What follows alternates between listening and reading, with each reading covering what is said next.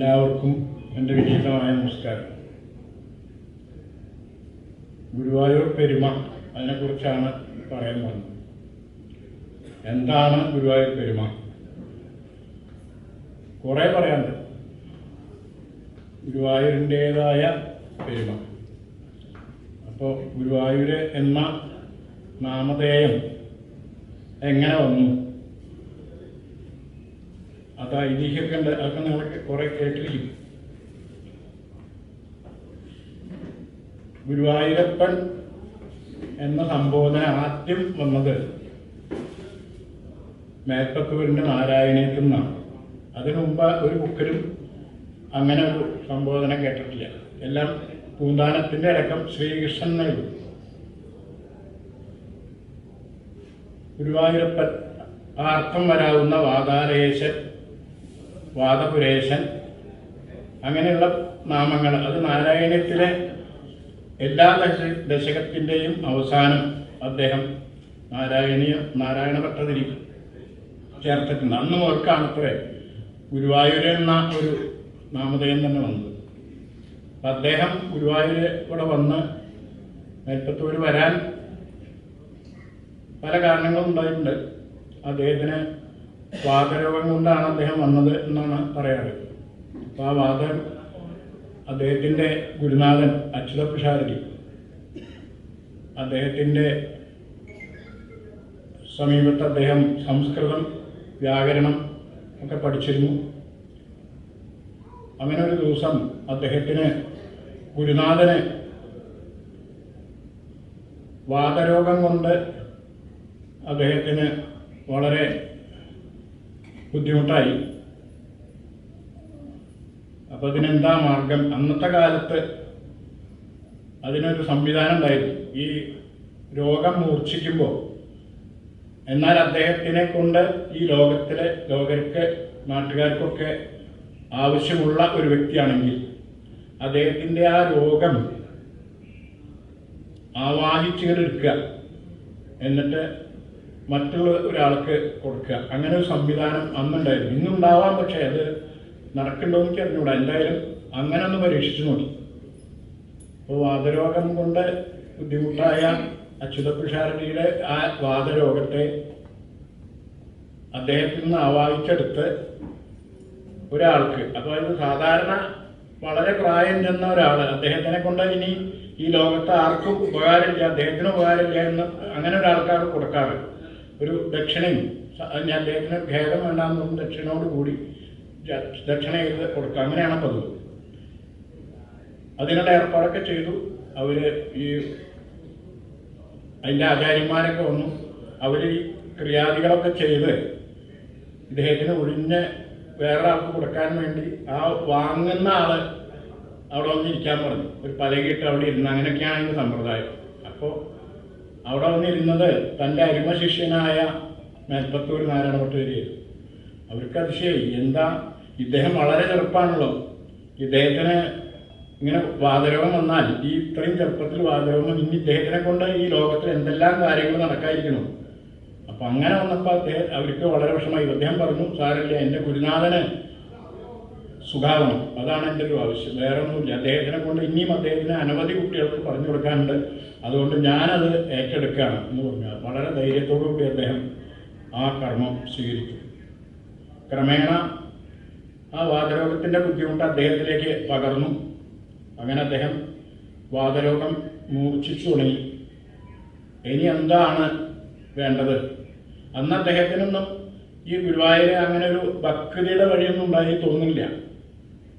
അദ്ദേഹം ഒരു പക്ഷേ ഗുരുവായൂർ കേട്ടിട്ടുണ്ടാവില്ല എന്നാണ് എനിക്ക് തോന്നുന്നത്. അങ്ങനെ അദ്ദേഹം അവിടെ ഇരിക്കുമ്പോൾ, അത് തൃക്കണ്ടിയൂർ, അവിടെ തിരൂർ അവിടെയാണ്. ഇവിടെ ഒരു സാങ്കല്പികമായിട്ട് അന്നത്തെ ആചാര്യന്മാർ പറഞ്ഞു കേട്ടിട്ടുള്ളൊരു കഥ. ഇവിടെ ഈ ഗുരുവായൂർ മതിൽക്കകത്ത് നമ്മുടെ ഇടത്തരികത്തുകാവ് ഭഗവതി, നാം തൊഴുന്ന ഈ ഭഗവതി, അവിടെ എന്ത് നടക്കാത്ത കാര്യങ്ങളുണ്ടെങ്കിലും നടത്തിത്തരാൻ വൈഭവമുള്ള ഒരു അമ്മയാണത്. അമ്മയുടെ നിവേദ്യം തന്നെ അറിയാലോ, ആഴലാണ്. അഴൽ എന്ന് പറഞ്ഞാൽ ദുഃഖം. ആ ദുഃഖം, എല്ലാവരുടെയും ദുഃഖം വാങ്ങി അമ്മ അങ്ങോട്ട് ഭക്ഷിക്കുക. അവിടെ അങ്ങനെ അഴൽ എന്ന് പറഞ്ഞൊരു നിവേദ്യമുണ്ട്. ദുഃഖം വെച്ചാൽ ചൂടാണ്. ആ ചൂട് അഗ്നി, അതാണ് അമ്മയുടെ നൈവേദ്യം. അമ്മ കഴിക്കുന്നത് അഗ്നിയാണ്. അവിടെ അങ്ങനെ ഈ ധനുമാസം 1-ാം തീയതി, ഇതപ്പോൾ ഈ വരുന്ന ധനുമാസം തുടങ്ങായി കളമ്പാട്ടുണ്ട്. ആ കളമ്പാട്ട് ആരംഭിക്കും. ആ വാതിൽമാടത്തിലെ ഭഗവതിയുടെ കളം എഴുതി കല്ലാറ്റക്കുറുപ്പ് അവിടെ നന്ദുർണി വീട്ടിൽ പാടും. ഭഗവതിയുടെ അവദാനങ്ങളൊക്കെ പാടി കളം പൂജയുണ്ട്. അപ്പോൾ ആ കളം എഴുതുന്നത് കാണാൻ കൊച്ചു കുട്ടികളെ അവിടെ വന്നങ്ങനെ ഇരിക്കും. ഞങ്ങളുടെ കുട്ടിക്കാലത്തൊക്കെ ഉണ്ട്. ഇപ്പം അങ്ങനെ കുട്ടികളെ കാണാറില്ല. മുമ്പൊക്കെ ഈ കല്ലാറ്റക്കുറുപ്പ് ആ കളം എഴുതുന്നത് കാണാൻ തന്നെ ഒരു കൗതുകമാണ്. നമുക്ക് അത്ഭുതമാണ്. അന്ന് കുട്ടികളാകുമ്പോൾ വളരെ അത്ഭുതമാണ്. ഈ ഭഗവതിയുടെ ഈ കല്ലാറ്റക്കുറുപ്പിൻ്റെ കൈവിരലുകൾക്ക് ഇടയിലൂടെ ഭഗവതി അങ്ങനെ ഇറങ്ങി വരുന്നു എന്നൊക്കെയാണ് തോന്നുക, അദ്ദേഹത്തിൻ്റെ ആ സ്പീഡും ഒക്കെ കാണുമ്പോൾ. അങ്ങനെ ആ കള എഴുതുന്നത് കാണാൻ തന്നെ ഒരു കൗതുകം. അവിടെ കുറേ കുട്ടികൾ വന്നിരിക്കും. അപ്പം അങ്ങനെ ഇരിക്കുന്ന കുട്ടികളുടെ ഇടയിൽ ഒരു 2-3 വയസ്സ് പ്രായമുള്ളൊരു കൊച്ചുമിടുക്കൻ അവിടെ വന്നിരുന്നിരുന്നു. ഇത് തെക്കേ വാതിൽമാടത്തിലാണ്.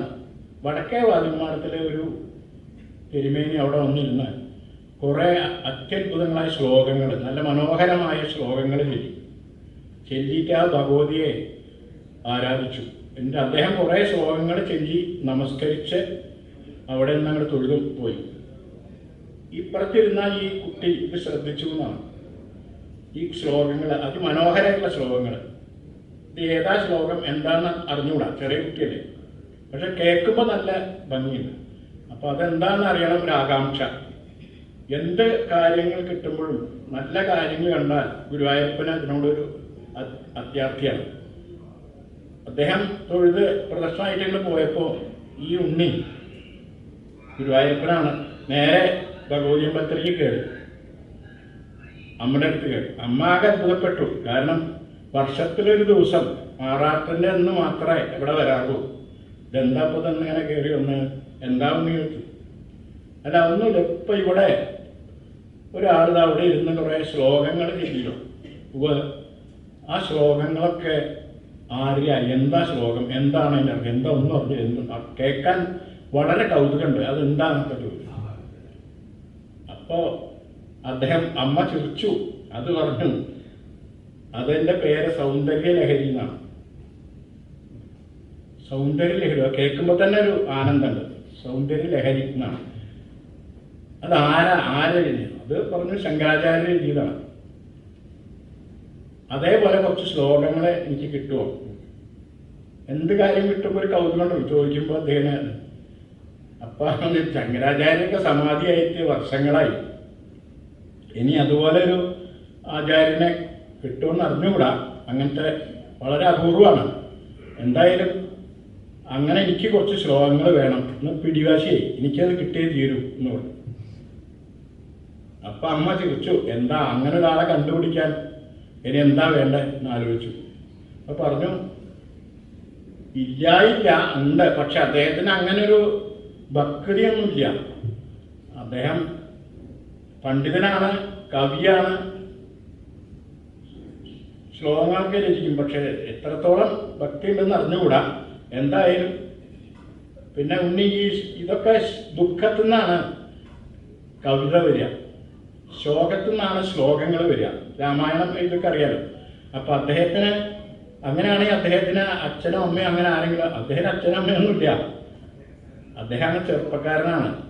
അങ്ങനെ ഒരു ദുഃഖത്തിൻ്റെ ഒരു കാരണമൊന്നും അദ്ദേഹത്തിന് ഇല്ല. എങ്ങനെയെങ്കിലും അദ്ദേഹത്തിനൊന്ന് വരുത്തണം എന്നൊക്കെ പറഞ്ഞു. അപ്പോൾ അമ്മ പറഞ്ഞു, ഞാൻ ഉണ്ണി എന്തായാലും അപ്പോൾ ഞാൻ ശ്രമിക്കാം എന്ന് പറഞ്ഞു. അങ്ങനെ സമാധാനിപ്പിച്ച് അയച്ചു. അതിനുശേഷമാണ് ഈ നാടകീയമായ ഈ ഞാൻ നേരത്തെ പറഞ്ഞ ഗുരുനാഥന് വാദലോകം വരലും അത് അദ്ദേഹം സ്വയം ഏറ്റെടുക്കലും. അങ്ങനെ അദ്ദേഹം തുഞ്ചത്താചാര്യനോട് ചോദിച്ചു എന്താ വേണ്ടതെന്ന് പറഞ്ഞു. അപ്പം അദ്ദേഹം ചില നിർദ്ദേശങ്ങളൊക്കെ കൊടുത്തു. അതുപ്രകാരം അദ്ദേഹം ഗുരുവായൂർ വന്ന് 100 ദിവസം കൊണ്ട് ഒരു ദിവസം 10 ശ്ലോകങ്ങൾ വീതം രചിക്കും. അത് അദ്ദേഹം ഇരുന്ന് രചിച്ചിരുന്ന സ്ഥലം ഇപ്പോൾ നമുക്കവിടെ കാണാൻ അടയാളപ്പെടുത്തി വെച്ചിട്ടുണ്ട്. നമ്മൾ വാതിൽമാളത്തിൽ ഇങ്ങനെ കിടക്കുമ്പോൾ ഇടതുഭാഗത്ത് അവിടെ ഒരു നിലവിളക്ക് കത്തിച്ച് വെച്ച് അവിടെ ഒരു ഫലകത്തിൽ അത് രചിച്ചു വെച്ചിട്ടുണ്ട്. ഇവിടെ ഇരുന്നാണ് മേൽപ്പത്തൂർ നാരായണ ഭട്ടതിരി നാരായണീയം രചിച്ചത് എന്ന് എഴുതി വെച്ചിട്ടുണ്ട്. അവിടെ ഇരുന്നുകൊണ്ട് അദ്ദേഹം രാവിലെ തൻ്റെ കുളിയും തേവാരൊക്കെ കഴിഞ്ഞാൽ അവിടെ വന്നിരിക്കും. അപ്പോൾ അത് ഒരു ഗുരുവായൂരപ്പനും മേൽപ്പത്തൂരും തമ്മിലൊരു സംവാദ ശൈലിയിലാണ് അത് എഴുതിയിരിക്കണം. നാരായണീയം വായിച്ചറിയാം, പല സ്ഥലങ്ങളിലും പല ഇതുണ്ട്. അദ്ദേഹം അവിടെ വന്നിരുന്നാൽ ഗുരുവായൂരപ്പനും സന്തോഷമായി. അവിടെ വന്ന് ആ ഇരിക്കുന്നതിൻ്റെ നേരെ മുമ്പിലൊരു വട്ടത്തൂണുണ്ട്. ആ വട്ടത്തൂണ് വട്ടം പിടിച്ചുകൊണ്ട് അദ്ദേഹം അവിടെ നിൽക്കും അത്രേ. എന്നിട്ട് ഓരോ ശ്ലോകം കഴിഞ്ഞുമ്പോൾ പല ആട്ടും. ചില ശ്ലോകങ്ങൾ കഴിഞ്ഞാൽ അദ്ദേഹം കുസൃതി ചോദ്യങ്ങളൊക്കെ ചോദിക്കും. അപ്പം അതിന് അദ്ദേഹം മറുപടി പറയും. അങ്ങനൊരു ചോദ്യോത്തര ആയിട്ടായിരുന്നു. ആ ഉദാഹരണത്തിന് നരസിംഹാവതാരം, അതിൻ്റെ ആ ശ്ലോകങ്ങളുടെ ഗാംഭീര്യം, അതൊക്കെ അതുപോലെ കാളിയാമർദ്ദനത്തിൻ്റെ ശ്ലോകങ്ങളുടെ ആ നൃത്തത്തിൻ്റെ ഭംഗി, അങ്ങനെ ഓരോന്നും പ്രത്യേകതയുണ്ട്. അതൊക്കെ ഭഗവാന്റെ ആ സന്തോഷത്തിനായിട്ട് എഴുതുകയാണ് അദ്ദേഹം. അപ്പം അത് അദ്ദേഹം എത്തിച്ചു കൊടുക്കുകയാണ്. അങ്ങനെ അദ്ദേഹം അവിടെ ഇരുന്ന 100 ദശകം കൊണ്ട് 100 ദിവസം കൊണ്ട് പൂർത്തിയാക്കി എന്നാണ്. അങ്ങനെ വൃശ്ചികം 28-ാം തീയതി അദ്ദേഹം സമർപ്പിച്ചു എന്നാണ് കഥ. എന്തായാലും ആ നാരായണീയത്തിൻ്റെ അവിടെ ആ തൂണ് മാറ്റിയില്ല എന്നുള്ളതാണ് മറ്റൊരു അത്ഭുതം. 1970 ഇവിടെ അഗ്നി പ്രവേശനം, അഗ്നി ബാധിച്ചു. അപ്പോൾ ഈ ക്ഷേത്രത്തിൻ്റെ എല്ലാം മാറ്റി പുതിയതാക്കി. പക്ഷേ ഇദ്ദേഹം ആ പട്ടത്തൂണ് മാറ്റിയില്ല. അതിപ്പോഴും അത് മാറ്റണ്ടെന്ന് തോന്നുന്നു. കാരണം അത് ഭഗവാൻ സ്പർശിച്ച അവിടെ വന്ന് നിന്നിരുന്നു എന്നാണ്. ആ തൂണ് ചാരി നിന്നിരുന്നു എന്നാണ്. അത് മാറ്റിയില്ല. അപ്പം അതാണ് ഗുരുവായൂരപ്പൻ്റെ വിഗ്രഹം പോലും അവിടുന്ന് മാറ്റേണ്ടി വന്നു എന്നാണ്. അഗ്നിബാധ ഭയന്ന്. പക്ഷേ ഈ തൂണ് മാറ്റിയില്ല. അതാണ് നാരായണീയത്തിൻ്റെ ഒരു പ്രാധാന്യം. അതിന്നും അതുപോലെ നിൽക്കുന്നു. അതൊക്കെ ഓരോ അത്ഭുതങ്ങളാണ്. എന്തായാലും അദ്ദേഹം പറഞ്ഞ മേൽപ്പത്തൂര് ആ ഓരോ ദശകത്തിലും, ഈ 100 ദശകത്തിലും ഗുരുവായൂരിനെ പറ്റിയിട്ട് പറഞ്ഞിട്ടുണ്ട്. ഗുരുവായൂരപ്പ, എൻ്റെ ഗുരുവായൂരപ്പ, എൻ്റെ വാതരോഗം മാറ്റിത്തരണേ എന്ന് പറഞ്ഞിട്ട്. അപ്പോൾ ചിലർ പറയാറുണ്ട് ഭഗവാനോടൊന്നും ചോദിക്കേണ്ടതില്ല, ചോദിക്കാൻ പാടില്ല എന്ന് പറയും. പ്രാർത്ഥിക്കുമ്പോൾ നമ്മൾ ഭഗവാനെ സ്തുതിക്കുക മാത്രമേ വേണ്ടൂ എന്ന് പറയും. അപ്പോൾ ചിലർ പറയും അതല്ല, നമുക്ക് നമ്മുടെ കാര്യങ്ങളൊക്കെ പറയാം, നമ്മുടെ ഉണ്ണിയ ഗുരുവായൂരപ്പനല്ലേ എന്ന് പറയും. നമ്മളൊക്കെ പറയാറുണ്ട് നമ്മുടെ കാര്യങ്ങളൊക്കെ പോയിട്ട് ഭഗവാൻ എന്തെല്ലാം വേണം പറയാറുണ്ട്. എനിക്ക് തോന്നുന്നത് നമ്മുടെ ഈ മേൽപ്പത്തൂർ നാരായണ ഭട്ടതിരി നമ്മളുടെ ഒരു പ്രതീതിയായിട്ടാണ് തോന്നുന്നത്. കാരണം അദ്ദേഹം ഓരോ ദശകത്തിലും അത് പ്രാർത്ഥിച്ചിട്ടുണ്ട്, എൻ്റെ രോഗം മാറ്റിത്തരണേന്ന്. അപ്പോൾ നമുക്ക് പറഞ്ഞാൽ എന്താ, നമുക്ക് നമ്മുടെ ഉണ്ണിയാണ്, നമ്മുടെ ഗുരുവായൂരപ്പനാണ്, പോയിട്ട് പറയാൻ യാതൊരു വിരോധവും ഇല്ലാന്ന് എനിക്ക് തോന്നാറ്. എന്തായാലും അവിടെ അപ്പം അദ്ദേഹമാണത്ര ഈ ഗുരുവായൂരപ്പനെ കണ്ടുപിടിച്ചത്, നമുക്ക് തന്നത്. ആദ്യത്തെ ദശകത്തിൽ തന്നെ അദ്ദേഹം പറയുന്നത്, ഞാൻ അവിടെ വന്ന് നോക്കിയപ്പോൾ, ആദ്യം ഇവിടെ വന്ന് നോക്കിയപ്പോൾ അസ്പഷ്ടം ദൃഷ്ടമാത്രയെന്ന് പോയി, കണ്ട മാത്രയിൽ ഇതെന്താ മനസ്സിലാവില്ലല്ലോ എന്നാണ്. പിന്നെ അദ്ദേഹം ഒന്നുകൂടി സൂക്ഷിച്ച് നോക്കിയപ്പോൾ അദ്ദേഹത്തിന് മനസ്സിലായി ഇത് സാക്ഷാൽ പരബ്രഹ്മാണ്, ഇതാണ് ഗുരുവായൂരപ്പൻ എന്ന് പറഞ്ഞു എന്നാണ്. എന്തായാലും ആ നാരായണീയം പിറന്നു വീണത് നമ്മുടെ ഗുരുവായൂർ ക്ഷേത്രത്തിലാണ്. അതിന്ന് ലോകം മുഴുവൻ പ്രസിദ്ധിയായിരിക്കുന്നു. ഇവിടെ തോട്ടം കൃഷ്ണനമ്പൂതിരി ഒരു 10-30 വർഷങ്ങൾക്ക് മുമ്പാണ് അദ്ദേഹത്തിന് ഒരു ആശയം തോന്നി, ഈ നാരായണീയം കൊണ്ടൊരു പുഷ്പാഞ്ജലി നടത്തിയാൽ കൊള്ളാം. അതായത് ഓരോ ശ്ലോകങ്ങൾ ചൊല്ലിയിട്ട് പുഷ്പാഞ്ജലി ചെയ്യാം. അപ്പം അതിന് ഒരു 100 പേര് ഉണ്ടെങ്കിൽ സൗകര്യമാണ്. ഈ ബ്രാഹ്മണ സമൂഹം തെക്കേ മഠത്തിൽ വെച്ചിട്ടായിരുന്നു. അന്ന് 100 പേരെ കിട്ടാൻ പാടുപെട്ടു. 88-89 ആളൊക്കെ ഉണ്ടായിരുന്നു. അത് കഴിഞ്ഞ് ഒരുപാട് വർഷങ്ങൾ കഴിഞ്ഞു. ഇപ്പം ഇന്നത്തെ സ്ഥിതി എന്താ, ലോകം മുഴുവൻ എല്ലാ അമ്മമാരെയും ഏറ്റെടുത്തിരിക്കുകയാണ് നാരായണീയം. ഇന്നിവിടെ മിക്കവാറും ദിവസങ്ങളിൽ സമ്പൂർണ്ണ നാരായണ പാരായണം നടക്കുന്നുണ്ട് 2 വേദികളിൽ. അപ്പോൾ അതാണ് നാരായണീയത്തിൻ്റെ ഒരു മഹത്വം. എന്തായാലും ആ ഗ്രന്ഥമാണ് അന്ന് മുതൽക്കാണ് ഈ ഗുരുവായൂരിൻ്റെ മഹത്വം ഈ ഗ്രന്ഥത്തിലൂടെയാണ് അത് ലോകപ്രസിദ്ധമായതെന്നാണ് കേട്ടത്. അങ്ങനെ അദ്ദേഹം മയപ്പത്തൂരി നാരായണീയൊക്കെ രചിച്ച ശേഷം കുറേ ദിവസം കൂടി അദ്ദേഹം ഇവിടെ ഇരുന്ന് ഭജിച്ചു ഈ ഗുരുവായൂർ എന്നാണ് ചരിത്രം. ആ പുസ്തകത്തിലൊക്കെ പറയുന്നത് അങ്ങനെയാണ്, അദ്ദേഹത്തിൻ്റെ ഇത് പറയുന്നത്. അപ്പോൾ അവിടെ അദ്ദേഹം ഒരു 10-20 കൊല്ലം കഴിഞ്ഞപ്പോൾ, 28 വർഷം അദ്ദേഹം ഇവിടെ കഴിഞ്ഞപ്പോൾ അദ്ദേഹത്തിന് തോന്നി ഈ നാരായണീയം ഒന്ന് അമ്പലപ്പുഴ കൃഷ്ണൻ്റെ മുമ്പിൽ ഒന്ന് വായിച്ചാൽ കൊള്ളാം എന്നൊരു തോന്നരുത്.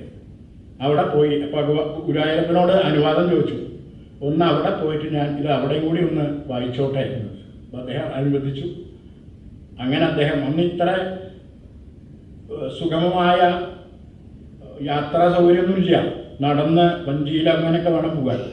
എന്തായാലും അദ്ദേഹം കുറേ ദിവസങ്ങൾ കൊണ്ട് അമ്പലപ്പുഴ ക്ഷേത്രത്തിലെത്തി. അവിടെ ഇരുന്ന് അദ്ദേഹം അതിൻ്റെ കൂട്ടത്തിൽ അദ്ദേഹത്തിനെ ഒന്ന് അമ്പലപ്പുഴ രാജാവിനെ ഒന്ന് കണ്ട് വന്ദിക്കാമെന്ന്. അദ്ദേഹം ഒരു പണ്ഡിതനായിരുന്നു, ബാലനാരായണൻ എന്ന് പറഞ്ഞ അദ്ദേഹം വളരെ പണ്ഡിതനാണ്, ഭക്തനാണ്. അപ്പം അദ്ദേഹത്തിന് കാണുന്നൊരു മോഹം ഉണ്ടായിരുന്നു. പക്ഷെ രാജാവിനെ എങ്ങാനും ചെന്ന് ഓടിച്ചെന്ന് കാണാനൊന്നും പറ്റില്ല. അനുവാദം കിട്ടിയെങ്കിൽ ഒന്ന് കാണാം എന്നുണ്ടായിരുന്നു അദ്ദേഹത്തിന്. അങ്ങനെ അദ്ദേഹം അവിടെ എത്തി, അമ്പലപ്പുഴ ക്ഷേത്രത്തിലെത്തി. അവിടെ വാതിൽമാടത്തിലിരുന്ന് പാരായണം തുടങ്ങി. ഈ അമ്പലപ്പുഴ രാജാവിന് ഒരു നിർബന്ധം ഉണ്ടായിരുന്നു. അദ്ദേഹം എന്നും മഹാഭാരതം വായന കേട്ടിട്ടാണ് അദ്ദേഹം ഊണ് കഴിച്ചു. 12 മണിക്ക് അദ്ദേഹത്തിന് അമൃതയത്ത് അദ്ദേഹം ഭക്ഷണം കഴിക്കാൻ ഇരിക്കും. അപ്പം അതിനു മുമ്പായിട്ട് 1 മണിക്കൂർ മുമ്പ് ഒരു ആചാര്യൻ, അദ്ദേഹം കൊട്ടാരത്തു നിന്ന് അദ്ദേഹത്തിൻ്റെ നിശ്ചയിച്ചിരുന്നു, അദ്ദേഹത്തിനെ അവിടെ വന്ന് മഹാഭാരതം പാരായണം ചെയ്യണം. ഒരു നീലകണ്ഠ ശർമ്മ എന്ന ഒരു ആചാര്യൻ ഉണ്ടായിരുന്നു. അദ്ദേഹം 11 മണിക്ക് വരും, മഹാഭാരതം വായിക്കും. അങ്ങനെ നോക്കുമ്പോൾ ഒരു ദിവസം ഇദ്ദേഹത്തിന് എത്തിയില്ല. 11 മണിയായി, 11:15, 11:30. അപ്പം അവിടെയുള്ള അവരുടെ ഭൃത്യന്മാർക്കൊക്കെ പരിഭ്രമമായി. രാജാവിനോട് ചെന്ന് പറഞ്ഞു, നമ്മുടെ പാരായണക്കാരനെ കാണാനില്ലോ, എന്ത് പറ്റിയെന്ന് അറിയില്ല, ഇങ്ങനെയാണെന്നോ. അപ്പം അദ്ദേഹം രാജാവ് പറഞ്ഞു, സാരമില്ല, ഇന്ന് പേരിന് ആരെങ്കിലും ഒരാളെ കിട്ടുമോ നോക്കൂ. അദ്ദേഹം വന്ന് 2 പേരെങ്കിലും വായിച്ചാൽ മതി, അങ്ങനെ ചെയ്യാം എന്ന്, അങ്ങനെ ചടങ്ങിന് മതി എന്ന് പറഞ്ഞു. അങ്ങനെ അവർ ചെന്ന് അമ്പലത്തിൽ ചെന്ന് നോക്കുമ്പോൾ അവിടെ ഒരാളിരുന്ന് എന്തോ ഒരു പുസ്തകം വായിച്ചുകൊണ്ടിരിക്കുന്നുണ്ട്. അദ്ദേഹത്തോട് പോയി ചോദിച്ചു, ഇതാ രാജാവ് വിളിക്കുന്നു, ഒന്നതുവരെ വരണം, കൊട്ടാരം വരെ വരണം എന്ന് പറഞ്ഞു. അദ്ദേഹം പറഞ്ഞു, അദ്ദേഹം ഉള്ളിൽ ആഗ്രഹിച്ച ഒരു കാര്യമാണ്, ഇത് രാജാവ് അങ്ങോട്ട് വിളിക്കുക. അദ്ദേഹം വേഗം ശരി ഞാൻ വരാം, 5 മിനിറ്റ് നോക്കി ഈ ദശകം ഒന്ന് പൂർത്തിയാക്കി പറഞ്ഞ് ബാക്കി ശ്ലോകങ്ങൾ വെച്ച് അവിടെ അടയാളം വെച്ച് ഈ കൂടെ വന്ന ആളുടെ കൂടെ അദ്ദേഹം രാജാവിനെ കാണാൻ പോയി. കൊട്ടാരത്തിലെത്തി. അവിടെ ചെന്നപ്പോൾ അദ്ദേഹം പറഞ്ഞു, അങ്ങനെ മഹാഭാരതം വായിക്കണം, അതാണ് ആവശ്യം. ഇവിടുത്തെ സാധാരണ പാരായണക്കാരനെ കാണാനില്ല, ഒന്നും അങ്ങക്ക് വരും. അപ്പോൾ രാജാവിൻ്റെ മുമ്പ് കൊണ്ട് നിർത്തി. അപ്പോൾ രാജാവ് ചോദിച്ചു, അദ്ദേഹം മേൽപ്പത്തൂരാണെന്ന് അറിഞ്ഞൂടാ, മേൽപ്പത്തൂരിനെ കുറിച്ച് കേട്ടിട്ടുണ്ട്, നാരായണീയം രചിച്ച ആളാണ്, കേട്ടിട്ടുണ്ട്, പക്ഷെ കണ്ടിട്ടില്ല, അദ്ദേഹത്തിന് കാണണമെന്ന് മോഹമുണ്ട്. അദ്ദേഹം പറഞ്ഞു, സംസ്കൃതം അറിയുമെന്ന് ചോദിച്ചു ഈ വന്ന ആൾ. മേൽപ്പത്തൂരിനോടാണ് ചോദിക്കണേ. അപ്പോൾ അദ്ദേഹം പറഞ്ഞു, കുറച്ചൊക്കെ വശാക്കിയിട്ടുണ്ട് എന്ന് പറഞ്ഞു. കൂട്ടി വായിക്കാൻ അറിയുമെന്ന് ചോദിച്ചു, പദങ്ങൾ നമ്മൾ ചേർത്ത് വായിക്കാൻ അറിയുമെന്ന് ചോദിച്ചു. ഞാനൊന്ന് ശ്രമിച്ചു നോക്കാം എന്ന് പറഞ്ഞു, ആ വിനയം കൊണ്ട്. അങ്ങനെ ഇന്നാവട്ടെ, ഇതാ ഗ്രന്ഥം എടുത്തോളൂ, അതിൽ മഹാഭാരതമാണ്, അതിൽ ഇന്നലെ ശാസ്ത്രികൾ ഒന്ന് അടയാളം വെച്ച് പോയ ഭാഗമുണ്ട്, അവിടുന്ന് അങ്ങേക്ക് വഹിക്കുന്ന പോലെ വായിച്ചാൽ മതി. അത് അടയാളം എടുത്ത് നോക്കിയപ്പോൾ അന്ന് കർണപർവമായിരുന്നു. മഹാഭാരത യുദ്ധത്തിൽ ഭീഷ്മാചാര്യനും ദ്രോണാചാര്യനും നിലംപതിച്ച ശേഷം കർണൻ ദുര്യോധന സൈന്യത്തിൻ്റെ നേതൃത്വം ഏറ്റെടുത്ത് അദ്ദേഹം യുദ്ധം ആരംഭിക്കുന്ന ദിവസമാണ് കർണപർവം. അതായിരുന്നു വായിക്കേണ്ട വിഷയം. അത് അദ്ദേഹം ഞാൻ ശ്രമിച്ചു നോക്കാമെന്ന് പറഞ്ഞ് അദ്ദേഹം വായന തുടങ്ങി. അങ്ങനെ അദ്ദേഹം വായിച്ചുകൊണ്ടിരിക്കുമ്പോൾ മേൽപ്പത്തൂരാണ്, നിമിഷ കവിയ. അദ്ദേഹം പറഞ്ഞു, രണ്ട് വരി അദ്ദേഹത്തിൻ്റെ വക ഗതാഭീമ ഗതാസ്തത്ര ദുര്യോധന വരോധിനി ശിഖാ കാർവാടകസ്യേവ കർണമൂലം പാലക എന്ന് വായിച്ചു. ഇത് കേട്ടപ്പോൾ രാജാവിന് ഇത് മുഴുവൻ കൃതിയായിരുന്നു, മഹാഭാരതം മുഴുവൻ. പക്ഷെ അദ്ദേഹം പറഞ്ഞു ഇത് ഭാരതത്തിലുള്ളതാണെന്ന് വെച്ചു. അപ്പം അദ്ദേഹം പറഞ്ഞു, അല്ല, അങ്ങ് കൂട്ടി വായിക്കാൻ അറിയോന്ന് ചോദിച്ചപ്പോൾ ഞാൻ ശ്രമിച്ചു നോക്കിയതാണെന്ന് പറഞ്ഞു. ഇത് മേൽപ്പത്തൂരിൽ മാത്രമേ സാധിക്കുള്ളൂ. അടുത്ത വഴിക്ക് രാജാവ് ചോദിച്ചു, അങ്ങ് മേൽപ്പത്തൂരാണോ എന്ന് ചോദിച്ചു. അപ്പം അതേന്ന് പറഞ്ഞു. എന്നാൽ ഇനി എങ്ങും അങ്ങ് പോകരുത്, ഇവിടെ എൻ്റെ കൂടെ, എൻ്റെ ഈ കൊട്ടാരത്തിൽ താമസിക്കണം, എൻ്റെ കൂടെയാണ് ഭക്ഷണം കിടപ്പൊക്കെ, ഇവിടെ നാരായണീയം പോലെ തന്നെ ഒരു ഗ്രന്ഥം അങ്ങ് രചിക്കണം എന്ന് പറഞ്ഞു. അങ്ങനെ മേൽപ്പത്തൂര് 62 ദിവസം അമ്പലപ്പുഴ താമസിച്ച് അദ്ദേഹം വ്യാകരണത്തിന് വളരെ മർദ്ദോദ്ധാരനായ ഒരു ഗ്രന്ഥം രചിച്ചു. അതാണ് പ്രക്രിയാ സർവസ്വം എന്ന ഗ്രന്ഥം. അത് അവിടെ നിന്നാണ് രചിച്ചതെന്നാണ് ഐതിഹ്യം. അത് കഴിഞ്ഞ് അദ്ദേഹം വീണ്ടും ഗുരുവായൂർക്ക് വന്നു താമസിച്ചു, വീണ്ടും വധിച്ചു. ഗുരുവായൂരപ്പൻ പറഞ്ഞു, അങ്ങക്ക് മുക്തി കിട്ടണമെങ്കിൽ മുക്തിസ്ഥലത്ത് പോകണം, ഭഗവതിയെ സേവിച്ചോളൂ എന്ന് പറഞ്ഞു. മുക്തിസ്ഥലം എന്ന് പറഞ്ഞാൽ മൂക്കുതലം. അവിടെ ചെന്ന് അദ്ദേഹം ശ്രീപാദസപ്തതി എന്ന ഒരു രചിച്ചു. അവിടെയാണ് അദ്ദേഹം മോക്ഷം പ്രാപിച്ചതെന്നാണ് കഥ, ഐതിഹ്യം. അങ്ങനെ മേൽപ്പത്തൂരിൻ്റെ കുറച്ചു നേരം സ്മരിക്കാൻ സാധിച്ചതിൽ വളരെ നന്ദി.